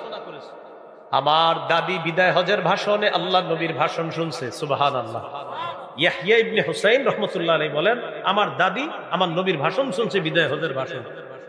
সেই ভাষণের মধ্যে আল্লাহ নবী বলেন ওয়ালা বিস্তুমিলা আলাইকুম আব্দুন ইয়ানি আব্দুল আসওয়াদ, তোমাদের নেতৃত্ব যদি কোনো কালো গোলামকেও দেওয়া হয়, তার মধ্যে যদি আল্লাহ ভীরুতা তাকওয়া থাকে, ইয়াকুদুকুম বিকিতাবিল্লাহ, সে যদি তোমাদের মাঝে আল্লাহর কিতাব অনুযায়ী ফয়সালা করে, যদিও সে গোলাম, যদিও সে কালো, ফাসমাউ লাহু, তার কথা শুনে নাও, ওয়া আতিউ, তার কথা মেনে নাও। কোরআনে আল্লাহ বলছে হেদায়েত আল্লাহর কাছে আছে। কোথায় বলছে? আরে বলে না কোথায়? কেউ যদি বলে আল্লাহর হাতে হেদায়েত নাই, কথা কি সঠিক হলো না গুমরাহ? কথার কথা বললাম। কোরআনে হেদায়েত আল্লাহর হাতে, আল্লাহ তাআলার হাতে হেদায়েত আল্লাহ তাআলা বলে দিয়েছেন। কেউ যদি বলে যে আল্লাহর হাতে হেদায়েত নাই, এটা নিঃসন্দেহে গুমরাহি পথ, ভ্রষ্ট কথা। এরকম কথা, এটা কি কোরআনের পক্ষে হলো না কোরআনের বিরুদ্ধে কথা হলো? এই জন্য আমি মাঝে মাঝে অনেকের আলোচনা শুনি আর মনে করি আমার মনে হয় যে পুরা কোরআন পড়ে না। এরকম আপনার অনেকের আলোচনা শুনি, শোনার পরে আমি চিন্তা করি কি কয়, কোরআনেই তো এটার জবাব দিয়ে দিচ্ছে আল্লাহ তাআলা কত জায়গায়। তারপরে আমি মনে করি যে উনি মনে হয় কোরআনও পড়ে না। একদিন এক ভাই তাফসিরের মধ্যে কি এক উদ্ভট কথা বলে বলছে। পরে আমি বললাম আপনি তাফসির করেন, আপনি মনে হয় আসলে পুরো কোরআন ঠিক মতো পড়েন না, আপনি আমাকে কি শিখাচ্ছেন? আমি বললাম হ্যাঁ পড়েন না তো, সাথে সাথে কয়েকটা দলিল দিলাম কোরআন থেকে। আমি বললাম কোরআনের ভিতরে আছে, আপনি কোথায় বললেন? কোরআনও পড়ে না ঠিক মতো, হাদিসও পড়ে না ঠিক মতো। এ হলো আমাদের ঝামেলা। ঠুস করে একটা বইলা দেয়, চিন্তাও করে না যে এটা এই জায়গায় আছে কিনা, এটা এই জায়গায় আছে কিনা, বলে দেয় যা মন চায় বলে দিচ্ছে। আল্লাহ বুঝার তৌফিক দান করে। 3 নম্বর নীতিমালা, বলেন অন্ধ অনুকরণ করা যাবে না। সূরা মাইদা 104 নম্বর আয়াত। অন্ধ অনুকরণ কারো করা যাবে না। কোন সূরার কত নম্বর আয়াতের দলিল? 104 নম্বর আয়াত। বলেন 7 নম্বর পারা, 4 নম্বর পৃষ্ঠার একদম শুরুর লাইন। এই হাফিজি কোরআন মাজিদ অনুযায়ী 7 নম্বর পারার 4 নম্বর পৃষ্ঠার শুরুর লাইন, সূরা মাইদা 104 নম্বর আয়াত। আল্লাহ তাআলা বলেন وَإِذَا قِيلَ لَهُمْ تَعَالَوْا إِلَى مَا أَنزَلَ اللَّهُ وَإِلَى الرَّسُولِ قَالُوا حَسْبُنَا مَا وَجَدْنَا عَلَيْهِ آبَاءَنَا أَوَلَوْ كَانَ آبَاؤُهُمْ لَا يَعْلَمُونَ شَيْئًا وَلَا يَهْتَدُونَ। একদল মানুষ আছে, যখন তাদেরকে বলা হয় তাআলাও, আসো, ইলা মা আনজালাল্লাহ, আল্লাহ তাআলা যা নাজিল করছেন এই দিকে আসো, ওয়া ইলার রাসূল, রাসূলের কাছে তোমরা আসো, ক্বালু হাসবুনা মা ওয়াজাদনা আলাইহি আবাআনা, তখন তারা বলে আমাদের বাপ দাদাদেরকে যে কাজের উপর পেয়েছি এটাই আমাদের জন্য দলিল, এটাই যথেষ্ট। যদি বলে কোরআনের দিকে আসো, হাদিসের দিকে আসো, তখন বলে ওয়াজাদনা হাসবুনা, এটাই যথেষ্ট, মা ওয়াজাদনা আলাইহি আবাআনা, আমাদের বাপ দাদাদেরকে যেই কাজ করতে পেয়েছি এটাই আমাদের জন্য যথেষ্ট। আল্লাহ তাআলা বলেন আওয়ালাউ কানা আবাউহুম লা ইয়ালামুনা শাইআন ওয়া লা ইয়াহতাদুন, তাদের বাপদাদারা যদি কোনো জ্ঞান না রাখে, তাদের বাপদাদারা যদি হেদায়েত না পেয়েও থাকে, তারপরেও কি তাদের অনুসরণ করবে? আল্লাহ প্রশ্ন রাখছে যে এটা কেমন কথা? তোমার বাপদাদার যদি ইলম না থাকে, তোমার বাপদাদার যদি হেদায়েত না থাকে, তাও তুমি তার অনুসরণ করবা? এখানে একটা কথা বলি, আমরা এই ওয়াজ করলে আবার আমাদেরকে বলে আপনারা আকাবির মানেন কেন? আমাদের আকাবিরদের ইলম আছে তাই মানি। আল্লাহ বলছে আওয়ালাউ কানা আবাউহুম লা ইয়ালামুনা, তাদের এলেম না থাকলেও মানবা? তো আমাদেরকে অনেক বলে আপনারা আকাবির মানেন কেন? আকাবির নিয়ে যদি কারো কোনো কথা থাকে আমার কাছে আইসেন, লম্বা আলোচনা করে দেব ইনশাআল্লাহ। আমাদের আকাবির কি এটা বলার জন্য আপনার মেধা মস্তিষ্ক এটা একটু ফ্রেশ করে আইসেন। তা আপনি আকাবিরের কথা কোথায় ছিলাম মনে আসেনি? তালুত সৈন্যবাহিনী নিয়ে নদী পাড়ি দিবে, যারা পানি পান করবা আবার জিহাদি দলের মধ্যে আসতে পারবা না, আর যারা পানি পান না করবা তারাই মুজাহিদ বাহিনীতে টিকে যাবা, মনে আসেনি? এখান থেকে কেন আল্লাহ পরীক্ষা করতে চাইলেন আমিরকে কতটুকু মানে, এই আমিরকে কিভাবে মানবো। সেখানে আমরা বলছিলাম মান্য করার ক্ষেত্রে একজন হলেন আল্লাহ, আরেকজন হলেন মুহাম্মদ সাল্লাল্লাহু আলাইহি সাল্লাম, তাদের দুইজনকে আমরা মানবো কোন রকম শর্ত ছাড়া। এছাড়া আর যত আমির হবে, এই হবে সেই হবে, শর্ত থাকতে হবে তাকে মানার জন্য। তিনি যদি নাফরমানির হুকুম করে তার কথা মানার কোনো প্রশ্নই আমাদের আসে না। তো এবার দেখেন কি বলে, ফালাম্মা জাওয়াজাহু হুয়া ওয়াল্লাযীনা আমানু মাআহু ফাশারিবু মিনহু ইল্লা কালিলাম মিনহুম, স্বল্প সংখ্যক ছাড়া বাকি সবাই পানি পান করলো। এর মানে বেশিরভাগ বাদ করে গেল, কিছু টিকে গেল। فلما جاوزه هو والذين آمنوا معه قالوا لا طاقة لنا اليوم بجالوت وجنوده। তালুত এবং তার সাথে ঈমানদাররা যখন নদী পাড়ি দিয়ে ওপারে চলে যায়, ঈমানদাররা বলতে লাগলো লা তাকাতা লানাল ইয়াউমা বিজালুতা ওয়া জুনুদি, জালুত এবং তার সৈন্যবাহিনীর সাথে পারার মতো শক্তি আজকে আমাদের নাই। বলতে লাগলো এইরকম মানুষ আমরা পারবো? قال الذين يظنون انهم ملاقو الله, যারা এই বিশ্বাস করে তারা আল্লাহর সাথে সাক্ষাৎ করবে, তারা বললেন কাম মিন ফিআতিন কালিলাতিন গালাবাত ফিআতান কাসীরাতাম বিইজনিল্লাহ, কত ছোট্ট বাহিনী আল্লাহর হুকুমে কত বড় বাহিনীকে পরাজিত করেছে। বদরের যুদ্ধে 313 জন হাজার বাহিনীর সশস্ত্র বাহিনীকে পরাজিত করছে। রাগের দিন রাত্রে আহারে নবীজি কি কান্না করছে, আল্লাহ আমার সাহাবীরা ঘুমাইতেছে, মাবুদ এদেরকে যদি কালকে বেঈমানরা শেষ করে দেয় আপনাকে আল্লাহ বলার মতো কেউ থাকবে না, লা তু'বাদ ফিল আরদি আবাদা, আপনার ইবাদত করার মতো কেউ থাকবে না। আবু বকর সিদ্দিক আয়েশা দেখে কানতে কানতে চাদরটা পর্যন্ত পড়ে যাচ্ছে, পিছন দিয়ে আয়েশা ধরছে, জড়ায়া ধরে বলতেছে হাবিব আর কান্না করার দরকার নাই, আল্লাহ তাআলা সায়ুনজিজু লাকা মা ওয়াদাকা রাব্বুক, আপনার রব যে ওয়াদা করেছেন ইনশাআল্লাহ রব সেই ওয়াদা পূর্ণ করবেন। তো বাকি ইতিহাস বদর যুদ্ধের আমার আলাদা একটা আলোচনায় আছে, তো ওখানে দেখবেন, ওখানে আলোচনা আছে যে আল্লাহ তাআলা স্বল্প সংখ্যক বাহিনীকে কিভাবে বিজয় দান করছে। এক সাহাবী এসে হুজুর আমার সামনে এক শত্রু যাইতেছে, কে জানে ওর ইচ্ছা মতো পিড়াইতেছে, খালি পিটানটা দেখতেছি, মারতেছে কিনা দেখতেছি না। বুখারীর বর্ণনা, কি দেখছো? নাকে আঘাত লাগে, কপালে আঘাত লাগে, গালে লাগে, মারতে মারতে দেখি পড়ে গেছে। তাবুকের আওয়াজ যেমন ঠুস ঠুস করে হয় হুজুর, এরকম আওয়াজ শুনছি। কে মারে কাকে, মারতেছে কাকে এটা দেখতেছি, কে মারে এটা দেখতেছি না। নবীজি বললেন এটা বুঝতেছো না, আল্লাহর ফেরেশতা। এ হলো বদরের বাহিনী। তো আল্লাহর যখন সাহায্য থাকবে, আল্লাহর যখন হুকুম থাকবে, ছোট বাহিনীকেও বড় বাহিনী পরাজিত করতে পারে না, বরং ওই ছোট্ট বাহিনী আল্লাহর সাহায্য নিয়ে বড় বাহিনীকে পরাজিত করে। আল্লাহু মা'আস সাবিরিন, যারা ছোট্ট বাহিনী হওয়ার পরেও ধৈর্যশীল হবে, আল্লাহ ধৈর্যশীলদের সাথে আছে। সুবহানাল্লাহ। চলে আসলো, লড়াই হবে জালুত বাহিনীর সাথে। বলেন তালুত বাহিনীর লড়াই হবে কার সাথে? মাশাআল্লাহ। তালুতের সাথে বরকতি একটা জিনিস আছে, কি জানি? থুরমিয়া, সিন্দুক না বলে ওই শব্দটা বলেন। সিন্দুক ঠিক আছে, ওই শব্দটা বলেন না, সুন্দর লাগে। তাবুত, তাবুতটা বললে সুন্দর লাগে। তালুতের সাথে কি আছে? তাবুত। লড়াই হবে কার সাথে? জালুতের সাথে। তালুতের লড়াই হবে জালুতের সাথে। তালুত বাহিনীর সাথে একটা বরকতি সিন্দুক আছে, যেটাকে আরবিতে কি বলে? কোরআনের ভাষায় কি বলে? তাবুত। তাহলে তালুত, তাবুত সৈন্যবাহিনী নিয়ে আসছে, লড়াই হবে জালুতের সাথে। চলে আসছে, আসার পর ময়দানের মধ্যে ঝাঁপায়া পড়ছে, তুমুল লড়াই চলতেছে। তালুত বাহিনী মাশাআল্লাহ এগিয়ে আছে, সুবহানাল্লাহ। মুজাহিদ বাহিনীর মধ্যে দাউদ নবীর দুই ভাই আছে, দাউদ নবীর দুই ভাই আছে। দাউদ নবী সবার ছোট ভাই, কিন্তু দাউদ নবীর বড় দুই ভাই বাহিনীতে আছে। দাউদ নবী তার বাবা অসুস্থতা থাকার কারণে জিহাদে শরীক হতে পারেন না। দাউদ নবীর আব্বা অসুস্থ, আব্বা বললেন বাবা তুমি একটু তোমার দুই ভাইয়ের একটু খোঁজ নিয়ে আসো তো। দাউদ নবী খোঁজ নিতে আসছেন কি মুজাহিদ বাহিনীর মধ্যে আমার বড় দুই ভাই আছে, আহারে তাদের কি অবস্থা, এই খোঁজ নেওয়ার জন্য ছোট্ট দাউদ আলাইহিস সালাতু ওয়াস সালাম উঠতি বয়সী একজন যুবক তিনি আসলেন। ময়দানে লড়াই চলতেছে, বীর বিক্রমে লড়াইয়ে তালুত বাহিনী মাশাআল্লাহ এগিয়ে আছে, কিন্তু জালুত নামক পালোয়ানের সামনে যাওয়ার মতো কারো দুঃসাহস হচ্ছে, আপনার সাহস হচ্ছে না কারো। তো জালুত প্রতিদিন আপনার মাঠে এসে বলে, কে আসো, আসো আমার সাথে আসো, কেউ সামনে যায় না। দাউদ আলাইহিস সালাতু ওয়াস সালাম আয়েশা তার ভাইদেরকে খুঁজতে এসে দেখে জালুত নামে একজন এরকম খালি ঘোষণা করে। দাউদ নবী বললেন, ঘটনা কি? উনি এরকম ঘোষণা করে কেন? সবাই সাইজ হয়ে গেল, সে এখনো বাকি আছে, এর সামনে যাওয়ার মতো কারো শক্তি হচ্ছে না। দাউদ নবী তালুত বাদশার কাছে গিয়ে বললেন, আপনি যদি অনুমতি দেন আমি একটু তার সাথে যাইতে পারি। আপনার অনুমতি ছাড়া তো যাওয়া যাবে না, আপনি অনুমতি দেন। উঠতি বয়সী যুবক।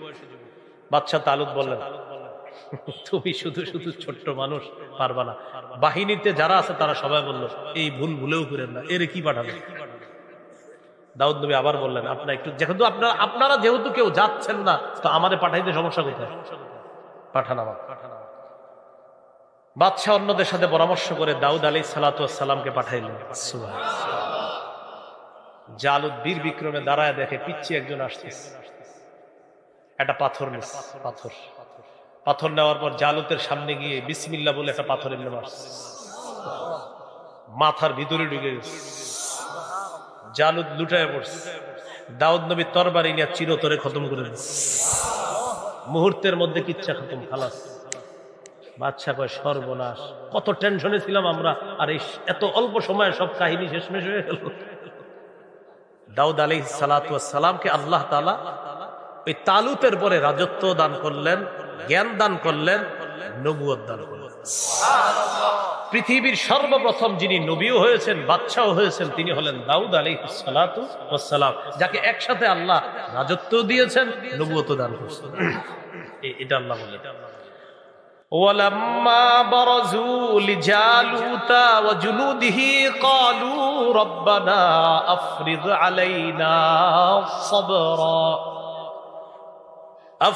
عَلَيْنَا صَبْرًا وَثَبِّتْ أَقْدَامَنَا وَانصُرْنَا عَلَى الْقَوْمِ الْكَافِرِينَ وَلَمَّا بَرَزُوا لِجَالُوتَ وَجُنُودِهِ, যখন তালুত বাহিনী জালুত বাহিনীর মুখোমুখি হয়ে গেল, তালুত বাহিনীর মুজাহিদরা আল্লাহর কাছে দোয়া করতে লাগলেন, আফরিগ আলাইনা সবরা, আল্লাহ আমাদেরকে আপনি ধৈর্য ঢেলে দেন, ওয়া সাব্বিত আকদামানা, আমাদের পাগুলো আপনি জিহাদের ময়দানে অটল রাখেন, ওয়ানসুরনা আলাল কওমিল কাফিরিন, কাফের সম্প্রদায়ের বিরুদ্ধে আমাদেরকে সাহায্য করেন। ফাহাজামুহুম বিইজনিল্লাহ, আল্লাহ তাআলা বলেন তালুত বাহিনী আল্লাহর হুকুমে জালুত বাহিনীকে পরাজিত করে দেয়। ওয়া কাতালা দাউদু জালুতা, দাউদ নবী জালুতকে হত্যা করছে। ওয়া কাতালা দাউদ, কাতালা হত্যা করেছে দাউদ জালুতা, জালুতকে কিভাবে? পাথর নিছে, বিসমিল্লাহ বলে মারছে, আল্লাহর হুকুমে মাথায় লাগছে, এরপরে তরবারি দিয়ে তাকে শেষ করে দিছে। আল্লাহ বলেন কাতালা দাউদ, উঠতি বয়সী যুবক দাউদ পালোয়ান জালুতকে হত্যা করেছে। এখান থেকে তোমাদের শিক্ষা, আমি আল্লাহ তাআলা কার মাধ্যমে কাকে শেষ করব, এটা তোমরা অনেক বড় একটা শিক্ষা আছে। ছোট কোনো বিষয়ে বড় কাউকে শেষ করে দিব, সামান্য এক কথায় 16 বছর খালাস। কথার কথা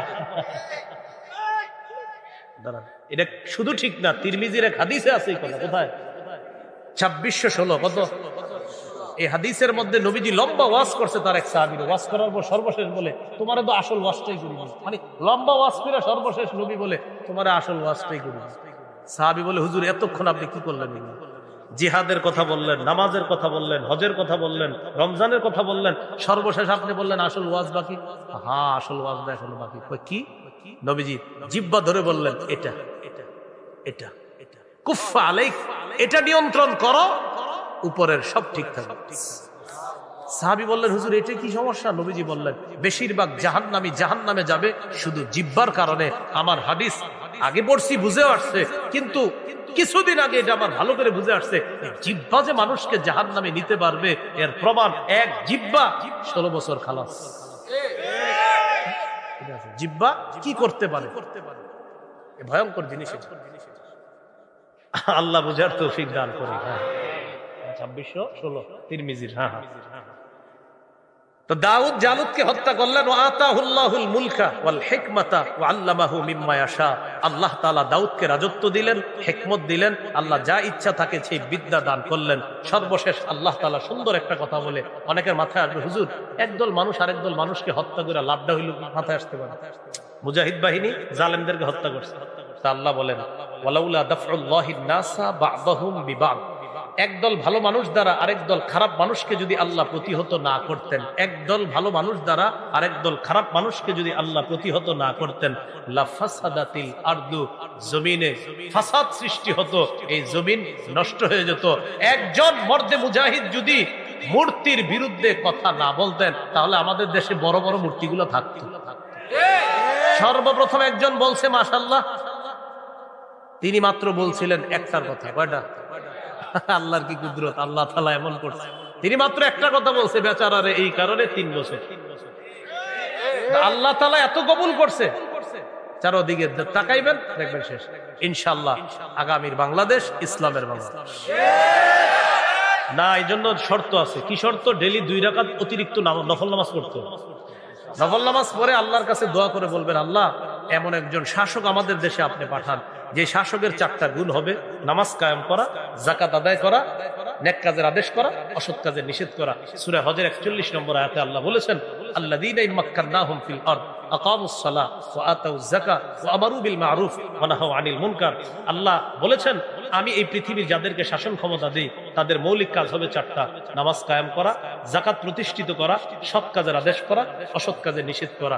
এমন 4 গুণওয়ালা একজন যেন শাসক আল্লাহ দেয়। আর দোয়া করবেন, আল্লাহ তিনি যেন আমাদের দেশে শরিয়া আইন চালু করে, আর এই শরিয়া আইনের সুফলটা যেন মরার আগে দেখতে পাই। যে সুফল দেখতেছে আফগানিস্তান, কারা দেখতেছে? 3 বছর আগে পৃথিবীর বিভিন্ন দেশ বলছিল আমরা তাদেরকে সমর্থন দিচ্ছি না। এখন আফগানিস্তানের হালাত এমন যে তাদের প্রধান শত্রু আমেরিকাও চুপে চুপে এদের সাথে একটু বন্ধুত্ব করতে চায়। আফগানিস্তান বলে গোনার টাইম নেই। এই জন্য মনে রাখবেন, আল্লাহর সাহায্য নিয়ে মুসলমান যখন চলবে তখন তার এদিক সেদিক তাকানোর প্রয়োজন হয় না। যার সবচেয়ে বড় প্রমাণ বর্তমানে আফগানিস্তান। আফগানিস্তান নিয়ে প্রচুর পড়াশোনা করেন, এতে আপনার মাঝে অনেক কিছু জাগ্রত হবে, অনেক অনুপ্রেরণা পাবেন আপনি। 3 বছর আগে যে দেশটারে নিয়ে কেউ তেমন কোনো পাত্তাও দিত না, সেই দেশের বর্তমান অবস্থা, প্রতিদিন অর্থনীতির মুদ্রাস্ফীতি যখন উঠানামা করে, দেখবেন প্রায় সময় আফগানিস্তান 1 নম্বরে। এটা কিভাবে সম্ভব বলেন? হুজুর দরকার, সুন্দর কথা। প্লেন চালাবে কে? পাগড়িওয়ালারা প্লেন চালাইতেছে। এরপরে কথা হলো মার্সিডিজ গাড়ি টাড়ি তোমার দেশে দিব না। আচ্ছা আফগানিস্তান, আচ্ছা আচ্ছা ঠিক আছে, বুঝাইতেছি বিষয়। কিছুদিন পরে এমন গাড়ি বানাইছে মার্সিডিজ ফেল, পাগড়িওয়ালারা গাড়ি বানায় দেখাই দিছে। খাল বন্ধ করে দিছি পৃথিবী তোমাদের সাথে আমগইয়া। এরা কৃত্রিম খাল তৈরি করছে আফগানিস্তান। নারীরা রাস্তায় নামছে কি যে আমরা টাকা পয়সা কামাই করবো, এই অধিকারের আদায়ের লক্ষ্যে রাস্তায় নামছে। আফগানিস্তান সরকার বললো, বেতন আগে কত পাইতো? এত। পর্দার সহিত কাজ করো, ডাবল বেতন দেবো, যাও। আপনি বলেন এই জাতি আটকাবেন কিভাবে? তো বলছিলাম দুনিয়াতে ফাসাদ শেষ হওয়া দরকার আছে না নাই? তো আল্লাহ বলেন, একদলকে আরেক দলের মাধ্যমে যদি আল্লাহ প্রতিহত না করতেন, লাফাসাদাতিল আরদ, পৃথিবীটা নষ্ট হয়ে যেত। ওয়ালাকিন্নাল্লাহা যু ফাদলিন আলাল আলামিন, কিন্তু আল্লাহ তাআলা বিশ্ববাসীর উপর যু ফাদলিন, বড় অনুগ্রহশীল, রহমওয়ালা, দয়াওয়ালা। শেষে বলতেছে, তিলকা আয়াতুল্লাহি নাতলুহা আলাইকা বিল হক। হাবিবি, যে ঘটনাগুলা সত্যভাবে আমি আল্লাহ আপনাকে জানায়া দিলাম। ওয়া ইন্নাকা লামিনাল মুরসালিন, আপনি রাসূলদের একজন। এর মানে কি বুঝাইছে হাবিব? ইহুদিরা এই ঘটনাগুলা কিছু বানায়া বানায়া বলে। এই যে ঘটনাগুলো আছে না, কিছু কিছু বানায়া বলে, ভয়ঙ্কর ভাবে বানানো ইতিহাসটা আমার জানা আছে। এই তাবুত তালুত নিয়ে বানানো ইতিহাসগুলা, এটা আমার পুরোটা মুখস্থ আছে। বানানো গুলা আর কি, যেটা ইহুদি খ্রিস্টানরা আপনার সাপ্লাই করে। আল্লাহ তাআলা বলেন, হাবিব আপনার মাধ্যমে, কোরআনের মাধ্যমে আমি আল্লাহ তাআলা সঠিক ইতিহাসটা জাতিকে জানায়া দিলাম। আপনি হলেন রসুলদের একজন। এবার মূল কথাটা শুনেন। এক নাম্বার, রাজত্বে পাওয়ার, ক্ষমতা পাওয়ার, এটার জন্য কোনো টাকা পয়সা থাকতে হবে এটা শর্ত না। তার বিদ্যা বুদ্ধি এবং তিনি রাষ্ট্র পরিচালনা করতে পারেন কিনা এটা দেখা, এটা গুরুত্বপূর্ণ একটা বিষয়। দ্বিতীয় বিষয়, আল্লাহ তাআলা কোনো বরকতি জিনিস, নিয়ামত যদি কাউকে দান করে, এটা সংরক্ষণ করার চেষ্টা করা, যার প্রমাণ হলো তাবুত। এটা লুট হয়ে গিয়েছিল, এটা একটা বরকতি জিনিস ছিল। 3 নাম্বার বিষয়, আমিরের আনুগত্য করা। নিঃশর্ত আনুগত্য একমাত্র কার করব? রসুলের। এরপরে সবার আনুগত্য করতে হবে, শর্ত লাগবে। মৌলিক কয়টা নীতিমালা? হ্যাঁ, 3টা নীতিমালা। নাফরমানির কথা মানা যাবে? মানা যাবে না। এরপরে 4 নাম্বার যে বিষয়টা জানলাম, ছোট্ট মানুষও পালোয়ানকে শেষ করে দিতে পারে, বাকি সেখানে আল্লাহর সাহায্য লাগবে, আল্লাহর নুসরত লাগবে। আল্লাহ তাআলা আমাদের সকলকে আজকে যে কথাগুলা বললাম, শুনলাম, মাঝে মাঝে যেই আমরা কথাগুলা থেকে আরো সুন্দর সুন্দর শিক্ষাগুলা নিলাম, এই শিক্ষাগুলো আগামী জীবনে আমরা যেন বাস্তবায়ন করতে পারি, আল্লাহ তৌফিক দান করেন। সুবহানাল্লাহি ওয়া বিহামদিহি, সুবহানাকাল্লাহুম্মা ওয়া বিহামদিক, আশহাদু আল্লা ইলাহা ইল্লা আনতা, আস্তাগফিরুকা ওয়া আতুবু ইলাইক। আল্লাহুম্মা সাল্লি আলা মুহাম্মাদি ওয়া আলা আলি ইব্রাহিম।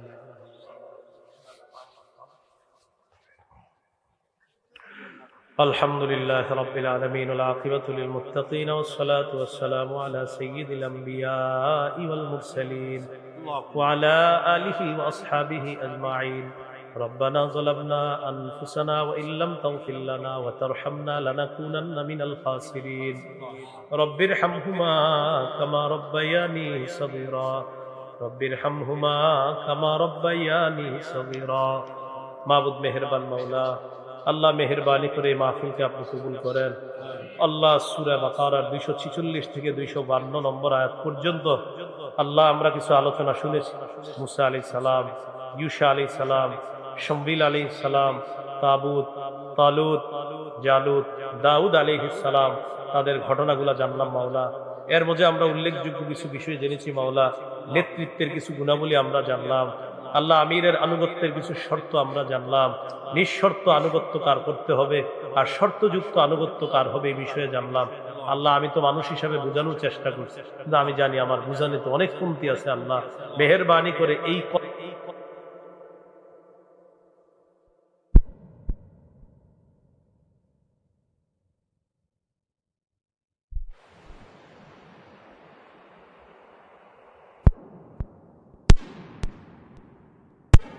তৌফিক দান করেন।